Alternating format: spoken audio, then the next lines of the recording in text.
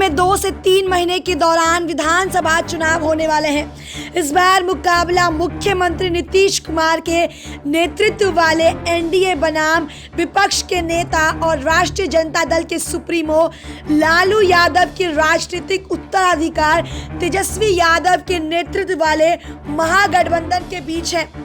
अभी तक के जो रुझान है उससे नीतीश कुमार अपने साथ चुनावी अंकगणित और सामाजिक समीकरण दोनों में तेजस्वी यादव पर भारी पड़ रहे हैं। लेकिन अगर नीतीश कुमार की 15 वर्षों के बाद सत्ता में वापसी तय होती है तो इसके पीछे आपको नरेंद्र मोदी, विपक्ष के नेता तेजस्वी यादव और कुछ हद तक एलजेपी नेता चिराग पासवान को समझना होगा कि कैसे इन्होंने अपने अलग अलग निर्णय से नीतीश कुमार की वापसी तय कर दी है। हालांकि इस बार एनडीए समर्थक वोटरों में नीतीश कुमार को लेकर वे उत्साह नहीं दिख रहा जो पिछले 2 विधानसभा चुनावों में दिखा था। लेकिन चुनाव के सभी पैमाने पर जब तैयारी की बात हो या हर वर्ग के लोगों के लिए उनकी मांग मानने की बात हो तो नीतीश सजग और सतर्क दिखते हैं। उनकी लोकप्रियता अब वैसी नहीं रही है क्योंकि पहले वो किसी को चुनौती देते थे, लेकिन अब वो जीत कर एक मुख्यमंत्री से ज्यादा कोई महत्वाकांक्षा नहीं रखते। लेकिन उन्हें ये मालूम है कि बिहार की राजनीति में विकल्प का अभाव है। तेजस्वी के सामने उनकी अपनी कुछ चुनौतियां जिनसे वो घिरे हुए हैं। बिना इनसे पार पाए तेजस्वी के लिए नीतीश को टक्कर देना आसान नहीं दिख रहा है।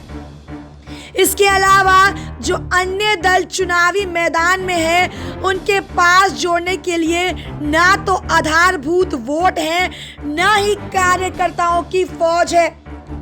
एक तरफ यह भी सच है कि नरेंद्र मोदी के प्रधानमंत्री बनने के 6 वर्ष बाद जिस पटना शहर में दानापुर से पटना सिटी तक बीजेपी के एक नहीं 5 विधायक पिछले 20 वर्षों से लगातार जनता द्वारा चुने जा रहे हैं। 2 सांसद बीजेपी के हैं, नगर विकास मंत्री बीजेपी का, मेयर बीजेपी की उस पटना का ये हाल है कि केंद्र सरकार के स्वच्छता सूचकांक में सबसे फिसड्डी या सबसे अंतिम पायदान पर है। ये किसी भी पक्ष का आरोप नहीं है बल्कि केंद्र सरकार द्वारा जारी पिछले सप्ताह की रैंकिंग का सच है। जबकि केंद्रीय मंत्री रविशंकर प्रसाद पटना साहिब क्षेत्र से चुने गए हैं। लेकिन ये रैंकिंग न केवल बीजेपी विधायक, सांसदों, मंत्री की सामूहिक विफलता है बल्कि यह इस बात का भी प्रमाण है कि प्रधानमंत्री नरेंद्र मोदी और अमित शाह के प्रबंधन और नेतृत्व के बावजूद बीजेपी क्यों आज तक नीतीश कुमार का विकल्प नहीं बन पाई है।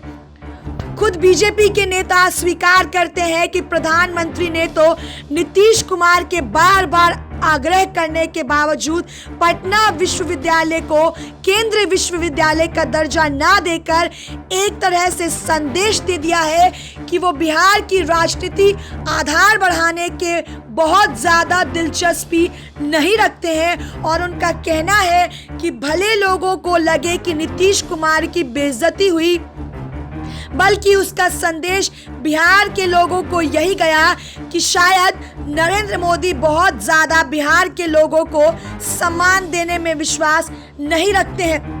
इसके अलावा 5 साल पूर्व प्रधानमंत्री नरेंद्र मोदी ने बिहार के लिए एक पैकेज की घोषणा की थी, लेकिन सच्चाई यह है कि इस पैकेज के अधिकांश प्रोजेक्ट पर भी अभी भी काम जमीन पर शुरू नहीं हो पाया है और गांधी सेतु के एक हिस्से का रिपेयर कर शायद आप बिहार में नीतीश कुमार का विकल्प नहीं बन सकते। इस पुल के समांतर एक और प्रस्तावित पुल का टेंडर 5 वर्षों में अब जाकर पूरा हो पाया है और शायद चुनाव की घोषणा के ठीक पहले इसका शिलान्यास किया जाए। SPN 9 न्यूज रूम से शालिनी झा की रिपोर्ट।